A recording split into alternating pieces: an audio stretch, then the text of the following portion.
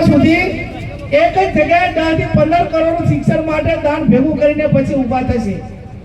એક સમાજ એવો છે કે બહુ નાનો સમાજ હોવા છતાં એ શિક્ષણ માટેની વાત આવે તો 10-15 કરોડ એક જ દિવસે એક જ જગ્યાએ ભેગા કરી શકે છે.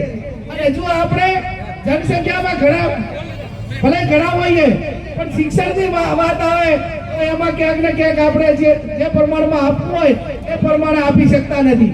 અને મારી આપ સૌને વિનંતી છે કે આપણી જે મગજમાં એવા માનસિક વિચારો ભરેલા છે અને એક એવું ફાઉન્ડેશન એક આપણા ડીએનએ માં મળેલું છે કે આપણે તો મંદિરો બનાવો તો જ આપણું ભલું થાય.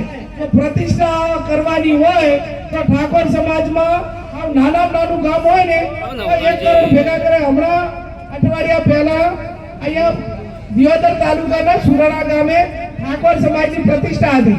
હવે હું માનું છું ત્યાં સુધી હાવ એકદમ ઓછામાં ઓછો સમાજ એ ગામની અંદર 70% બીજા સમાજ છે અને 10 કે 15% ઠાકોર સમાજ છે.